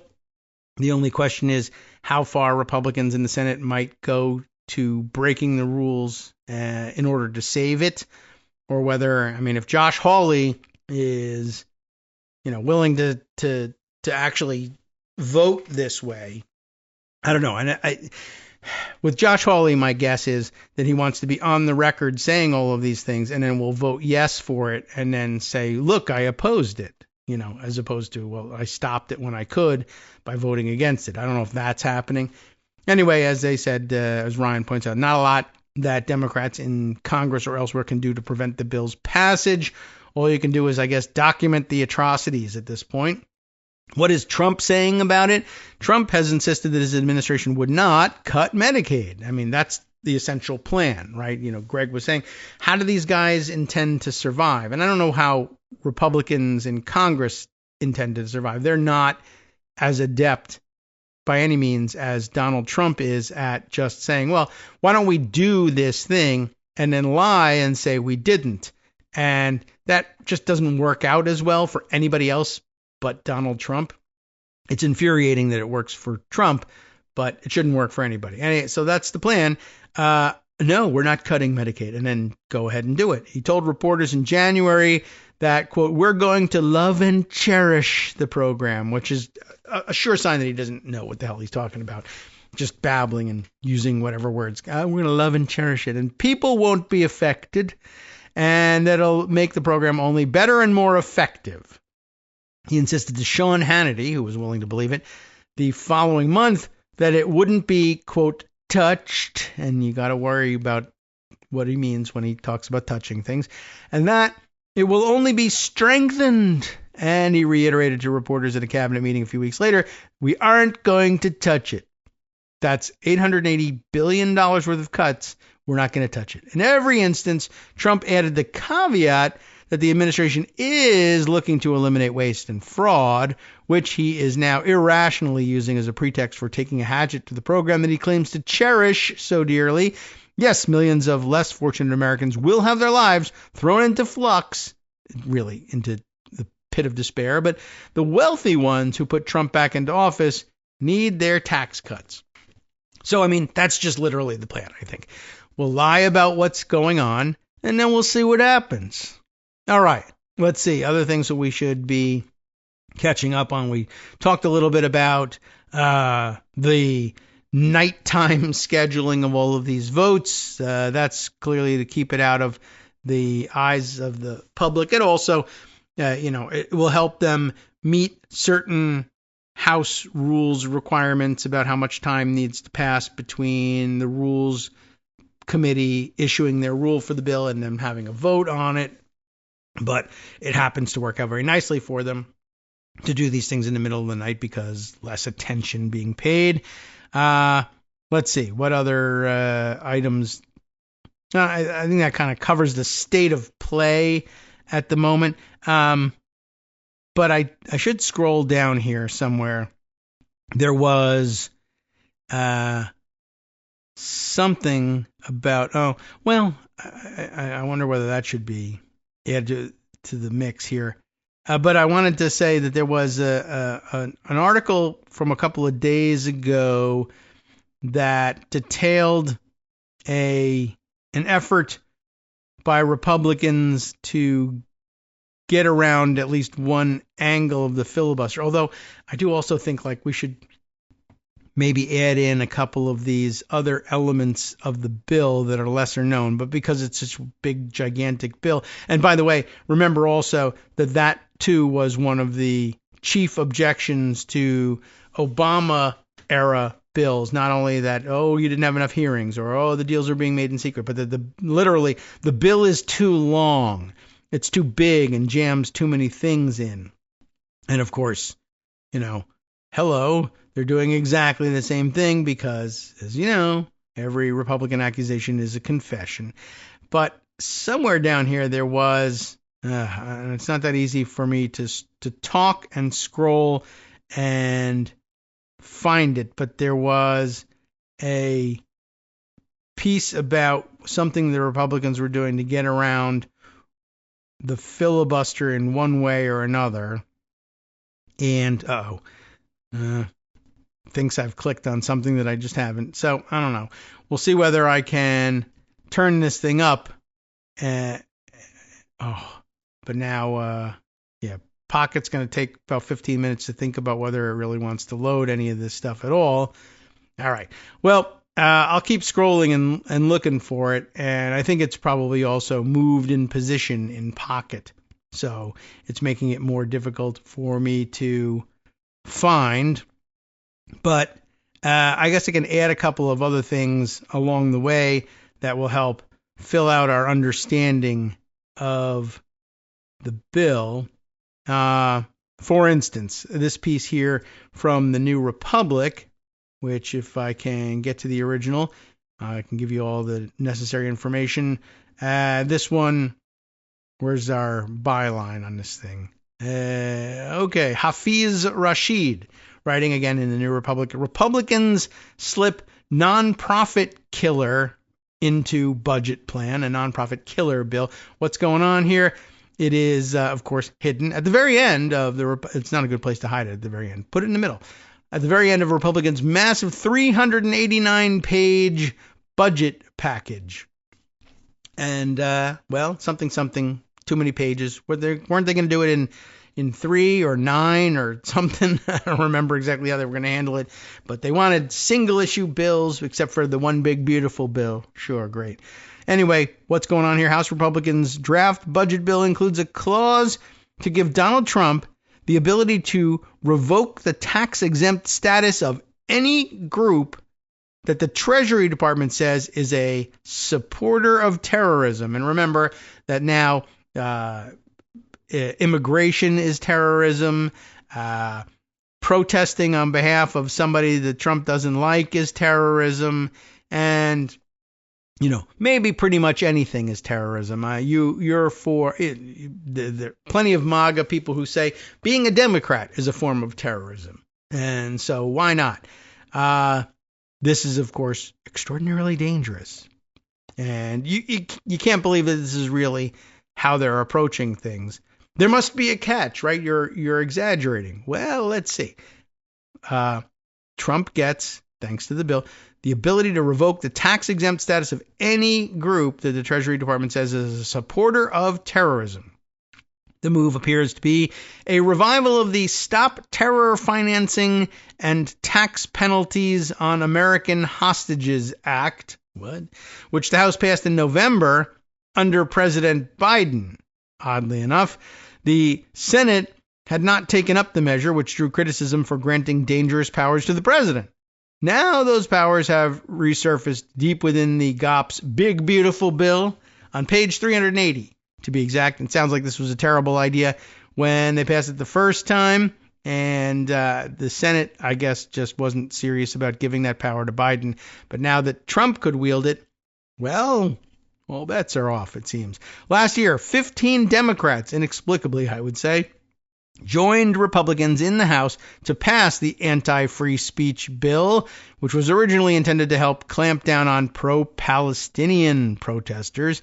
But wow, it's weird that it's widely applicable to others, particularly those, of course, on college campuses. We can't have that. Even though the bill has languished since then, Trump has attempted to target nonprofit institutions that refuse to kowtow to him, including institutions such as Harvard University. And again, it all started out with we got to clamp down the pro-Palestinian protesters, and well, you've seen it go wild from there. Now, if they have the DEI, or they aren't paying with their endowments for things that Dodgy Boys eliminated, then you're all terrorists, and we're going to get rid of your nonprofit status. And by the way, he's also saying, when it comes to universities, well, I don't need to call you terrorists to get rid of your nonprofit status. But since this makes it so much easier, I'll just lean on Scott B and tell him to make the determination, and then I'll do it from there. And I'll revoke your tax-exempt status myself. If the clause isn't excised from the final bill and passes, I don't know where we are with that, Trump can target any nonprofit that he and the Republicans don't like, whether they are focused on reproductive rights, climate change, refugee support, or anything else. The budget bill is going through the reconciliation process, meaning that it only requires a simple majority in the House and Senate to be passed. And by the way, I haven't been paying close attention to what's been going on necessarily. I mean, I just figure that any Republican bill is pretty much a disaster, and you know what to do with it. If you're normal, vote no. Just stop the damn thing. And if there are any good elements to it, you can talk about them later and try to save some of them if you think they're good. But they're probably not. But I haven't really seen nearly as much writing about the Byrd rule and about how you can only include something in you're not supposed to be legislating in a reconciliation bill, but if you do, then it's got to have a direct budget impact, and it can't increase the deficit, and it's got to be relevant and germane. And almost none of this stuff would likely pass muster under a Democratic majority and with a Democratic parliamentarian in place, even if Democrats wanted to pass it. For whatever reason, they just are less upset in the end about allowing a Democratic appointed parliamentarian to rule against them, or to recommend that the chair rule against them, if you want to be technical about it. So, if party lines hold on this bill, the nonprofit clause can pass without a single Democratic vote, Will Democrats hold the line and try to mobilize to remove the anti-nonprofit clause, or will the caucus once again be divided, with some Democrats supporting the measure, as they did last time? This, by the way, dated almost a week ago now, May 13th. So maybe we have some answers by now. We'll see. But definitely something to be concerned about, in a short little bulletin at that. So I'm glad that went quickly. Let's see. Other things that I wanted to bring to your attention. If I can't find this thing about the filibuster, and I mean, maybe what I ought to be doing is searching that term, although it's a kind of a hinky term, or hinky search over in Pocket, but I guess I should have set that. It's slow too. I should have set it to work while we were reading the New Republic article. But maybe what we can do, if we switch gears a little bit, if it's going to take its sweet time. It's given me a result, but it sure looks like it just gave me the. Did it think I actually asked it to go back? Is that what it's doing? All right. Well, I don't know. I see. It's still thinking on it. Okay. Well, other items that deserve a little bit of notice. Here's something just random that I think Scott sent to me over the weekend. Things are just getting worse and worse. And if you're going to be, writing books, for instance, about, oh my gosh, the decline in health and mental acuity in the guy who isn't president anymore and didn't even actually end up standing for election last time anyway, but something, we're very mad. Very interesting dynamic all by itself, but no attention being paid to, the mental mishaps, if you want to call it that, here generated daily, hourly by Donald Trump. Further deterioration in an area he's already been kind of feeble and ridiculous in. You'll remember, his fabrications about various fighter jets. Oh, they're invisible, or we're going to make a new one. And he did make a new one. This one is on a fabrication per se. And it's going to be called the F-47. And we were all happy to be able to walk around saying F-47. But now he's invented a new one. The F-55 is coming, except it's not coming. Defense One is the source of this news. Audrey Decker is the staff writer behind it. Is Trump's F-55 fighter jet real? No, it's not. One former defense official said the president is, quote, very confused. And that seems obvious. Also, he's sitting here with, here's a picture of him here in Doha, Qatar, during his last trip. And he's sitting with Kelly Ortberg of, what is this? Can I enlarge this? Of Boeing to his right, and to his left is Larry Culp of GE Aerospace. I guess two of the CEOs that came along on the trunk show junket. And he's sitting between them, babbling, I'm sure, about this F-55 thing. And one of them looks like he's laughing, and one of them looks like he's deeply concerned. But what I'm noticing is, I guess the CEOs of Boeing and GE Aerospace are just the tallest CEOs going. Remember that Trump thinks he's like 6'9" or whatever, and he says 6'3", and he is just noticeably shorter than the two of them, even though they're seated, and he's probably just hunched over, and he has just bad posture sitting. But I guess that, or they're really tall, or he's lying about how tall he is, or he's shrinking from old age. So what's happening here? Let's try and make it quick. One of the things, is this Trump talking? Yeah, it is. So we can kind of sort of do it. There, I found the filibuster article, by the way, or the search finally did. But let's do a little Trump voice. What are the things for the people that are interested in the military? And by the way, remember, this just made me think, between this and all the planes falling off the deck of the USS Truman, just thinking back to when he was, I'll be so good at the military, your head's going to spin. Well, it is spinning a little bit. One of the things for people that are interested in the military that I asked to look into, the F-35.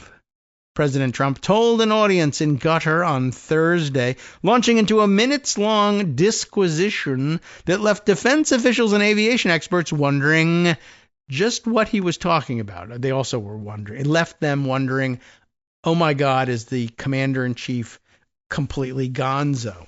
And if so, what should we do about that? We're doing an upgrade, a simple upgrade, but we're also doing an F-55. I'm going to call it an F-55. And that's going to be a substantial upgrade. But it's going to be also with 2 engines, because an F-35 has a single engine. You know anything about the fighter jets these days and how they work? Single engine, but I'm going to have 2 engines. And basically, by the way, what it comes down to is, why 2 engines, sir? Because if one of the engines fails, then you have another engine. I like to have 2 engines. I like to have a spare engine in case. I think they should have 4 engines, because what if 3 of them fail? But we're going to have 2, because they told me 2. They did not tell them to. And by the way, do you think, I know none of you are, well, I don't know that none of you are aerospace engineers, but if you are, help out your neighbor in answering this question. How easy is it to say, well, this fighter jet, it has 1 engine, but I think it's a simple thing, right? He did say somewhere, this is a simple upgrade. We're going to add, I think it should have 2 engines. How easy is that? Like, you just, we'll take another engine, tape it on there. Sure, right? No. Completely different plane. But we're going to do it. It's a simple upgrade. All right, so here's what he's actually saying. It's going to be also with 2 engines, because an F-35 has a single engine. I don't like single engines. Oh, you don't? Is that right? The president said during a press conference in Doha, the second stop on the first international trip of his second presidential term. Even this man, who I guess he forgot his name, is GE Aerospace CEO Larry Culp. Even this man here, this guy, he's the best in the world at engines. But on occasion, I know you won't admit this, if an engine goes out, it's nice to have 2, 3, or 4. That's why I like the 747 that he's trying to take for free from Qatar, right? That's why I like the 747. It's got 4. Today, they're getting very big and a little more cost savings to have 2 very, very big ones. You hear what he's saying here? I like when the planes have 4 engines, but they're doing cost savings. So sometimes if you can't have 4 engines, you have 2, but they're very, very big. They're twice the size of regular engines. So there's 2, and they very strongly have engines so that they won't. What? That's why I like the 747. They have 4. Now they're going to have 2. But no matter how good, they tell me, Larry, thank you, the engine will never go out. Well, I think it goes out on occasion, fairly rarely. We're going to do an F-55. And I think if we get the right price, we have to get the right price, and that there will be 2 engines and a super upgrade on the F-35. And then we're going to do the F-22.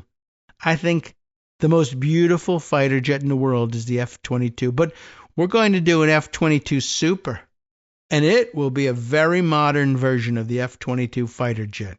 Now, you could say, well, there are plans to do these things and he doesn't quite understand them or whatever, but as it turns out, the aerospace guys and the armed forces guys are like, we're doing a what? Who?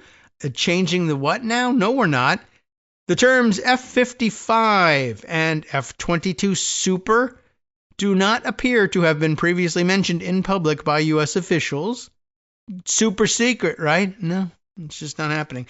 Asked about Trump's words, the F-35 Joint Program Office and the Office of the Secretary of Defense deferred questions to the White House. The White House did not respond to questions for publication. Defense experts and a former defense official said Trump might have been conflating the existing programs such as the Air Force's 6th generation F-47, which they are doing, believe it or not, upgrades for the F-35, and possibly the Navy's F/A-XX program, which I guess is maybe work on a new generation of fighters of some kind. I think he's confused. Very confused, one former Air Force official said. I can't even imagine what it is like to try and brief him. Trump appears to indicate that the F-55 would be a 2-engine version of the F-35, but such a modification would require a comprehensive redesign of the airframe, essentially resulting in a new airplane. Yeah. Trump's comments come weeks after Lockheed Martin CEO Jim Taiclet, maybe Taiclet, said the company is working on an upgrade to supercharge the F-35 and deliver 80% of sixth-generation capability at half the price. But Lockheed is talking about better avionics and sensors, not a redesign to double the number of engines. How Trump's proposed F-55 coincides with Lockheed's plans, if at all, remains to be seen. It's also possible that Trump was thinking about the two-engine F-47, a sixth-generation fighter jet that Boeing won the contract to build in March. Yet another possibility is that Trump was talking about the Navy's F/A-XX, a different next-gen fighter intended to replace the F/A-18 Super Hornet, which keeps falling off the boats. Boeing and Northrop Grumman are competing to design and build the F/A-XX, which is just standing in for the numbers, I guess, the XX, which is expected to have two engines after all, but the program's in limbo. Some Pentagon officials want to delay the contract award up to 3 years to use the money elsewhere, Reuters reported on Wednesday. In his Thursday remarks, Trump also mentioned an F-22 Super. The Air Force already modernizing some of its Raptor fleet, but it's unclear whether the president was referring to that effort or something else entirely, or something he made up. There's been no mention in public of an upgrade beyond that. On the topic of the F-22, Trump continued, and I don't know if you know it, but who copied it? China. They copied it. I said, I'm looking. They said, that's the F-22. They copied our design, but they're not going to be able to copy our engines too quickly or anything else. So we're going to be doing an F-22 Super, and this will be a plane to me, it's the most beautiful plane ever made. And so I want to do that. That's a plan. That's a plan. The president added, sometimes they do stealth. I'm not a huge believer in stealth because stealth is basically it's a lot of the design and the shape. But also, if that's the case, they're going to figure it out pretty fast, I think. So you're going to design an ugly plane for stealth reasons, and then 6 months later, they're going to figure this out, and then you're going to be stuck with an ugly plane. Well, that's a policy. In a statement, Lockheed said, we thank President Trump for his support of the F-35 and F-22. We'll continue to work closely with the administration to realize its vision for air dominance. It's got to be beautiful, and if they figure it out, it's not beautiful, and then we're got the bad thing, and that's the thing in the thing, and another thing, so there's the thing for you.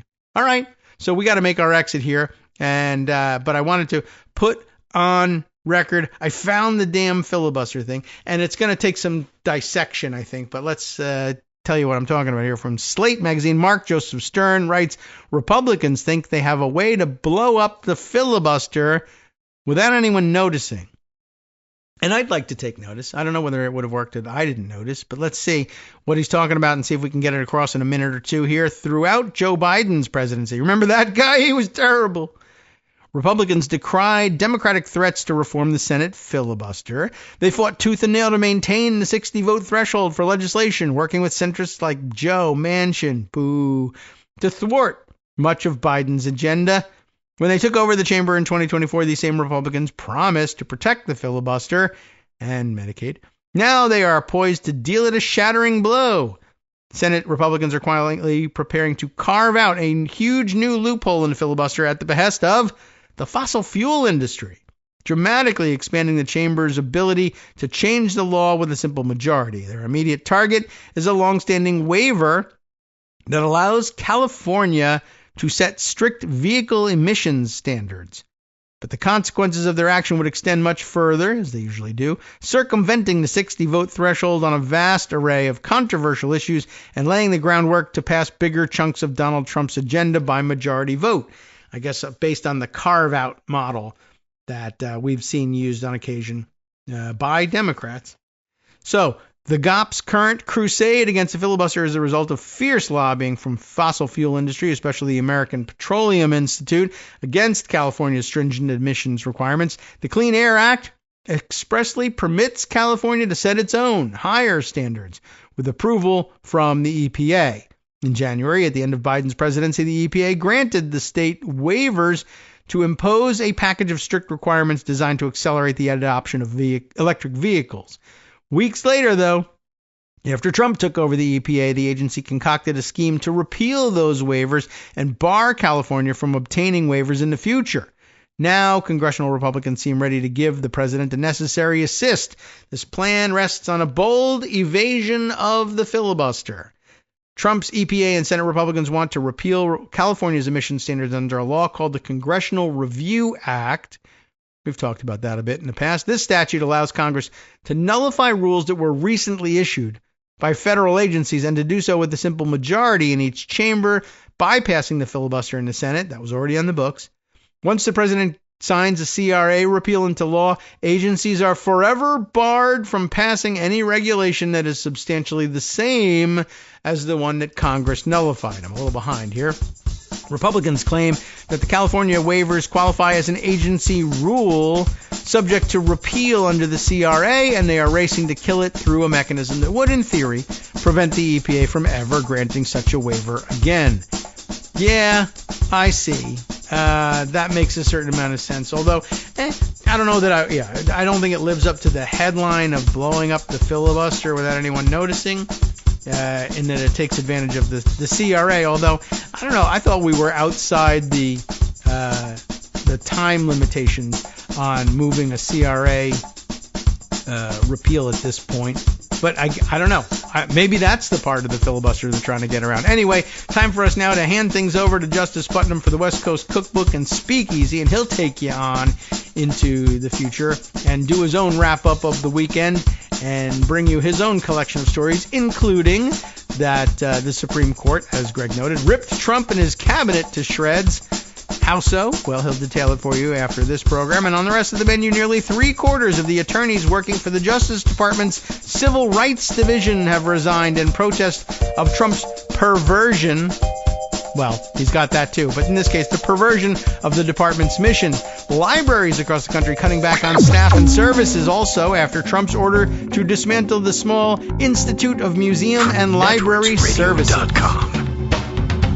You have been listening to Kagro in the Morning with David Waldman. There's more here, too. Trump set up a tip line for federal employees to snitch on colleagues working on DEI initiatives, and not one of the 1,500 employees at the EPA has ever used it.